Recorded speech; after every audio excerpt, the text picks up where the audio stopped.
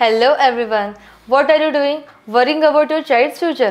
तर काळजी नका करू. फक्त मुक्ताई कॉन्व्हेंटला संपर्क साधा. Because here you get learning with the excellence, quality education, science-based activities, play-based games and interactive learning. With all these modern teaching methods and strong parent-teacher communication, then what are you waiting for? लवकरात लवकर आपल्या पाल्याचे admission Muktai कॉन्व्हेंटला करा. Location आहे Muktai convent, Chetananagar, Sundarkhed, Buldhana.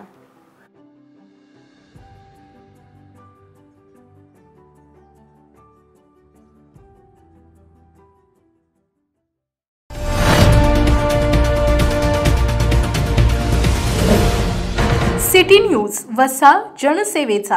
कार्यकारी अभियंता सार्वजनिक बांधकाम विभाग येथील उपोषणकर्ता गणेश शिंदे यांनी जिल्हाधिकारी कार्यालयासमोर म्हणजेच ठरवून दिलेल्या जागेवर आमरण उपोषण सुरू केले आहे.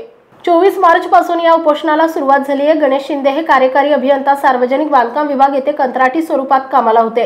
त्या ठिकाणी त्यांचे झेरॉक्स मशीनचं काम होतं. झेरॉक्स ऑपरेटर म्हणून गेल्या सन 2014 वर्षापासून मानधन तत्वावर विना अडथळा काम करत होते.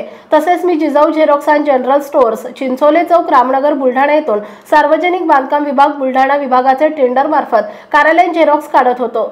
एप्रिल 2024 ते मे 2024 आणि जून 2024 या कालावधीतील झेरॉक्सचे कार्यालयीन बिले कार्यालयाकडे बाकी आहे. वारंवार तक्रार करूनही सुद्धा कुठल्याही स्वरूपाची कारवाई न झाल्यामुळे उपोषणकर्ता यांना आमरण उपोषणाचं हत्यार उचलावं लागलं.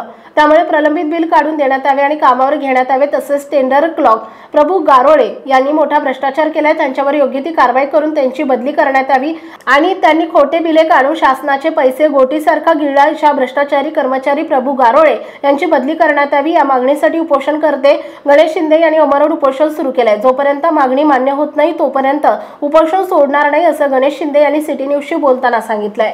City news Buldhana. मी गणेश रामधन शिंदे, राहणार भादोला. मी 24 तारखेला इथं उपोषणाला बसलेलो आहे आणि माझ्या मागण्या अशा आहे की मी जे माझ्याकडे जे टेंडर होतं ऑफिसचं झेरॉक्सचं, त्यांनी माझे बिलं पेंडिंग ठेवलेले आहे आणि बिलं आजपर्यंत काढलेले नाही. केव्हापासूनचे आहे? माझे बिलं 2024 पासून बिलं बाकी आहे. 3-4 महिन्याची बिलं माझे बाकी आहे. कारण काय दाखवतं? कारण दाखवत आहे मला तिथलची जी मॅडम आहे ती 1 लाखाची मागणी करते मला. मी एवढे पैसे देऊ शकत नाही त्यांना. बिलं काढण्यासाठी का? हां, बिलं काढण्यासाठी ती मॅडम तिथं प्रभू गारोळे त्यांनी माझं टेंडर काढून घेतलं आहे आणि माझ्यावर तिथून कामावून काढून टाकलं मला. तिथं तर त्यांनी नातेवाईक वगैरे लावले त्यांची. तुमच्या प्रमुख मागण्या काय सध्या? माझ्या प्रमुख मागण्या अशा आहे की माझं जे बिल बाकी आहे 5.5 लाखाचं आणि 3 महिन्याचं पेमेंट हे मला पूर्ण देण्यात यावं आणि मला कामावर घेण्यात यावं आणि माझं जे टेंडर आहे ते परत देण्यात यावं. माझं बिल नाही निघलं तर उपोषण माझं चालूच राहणार.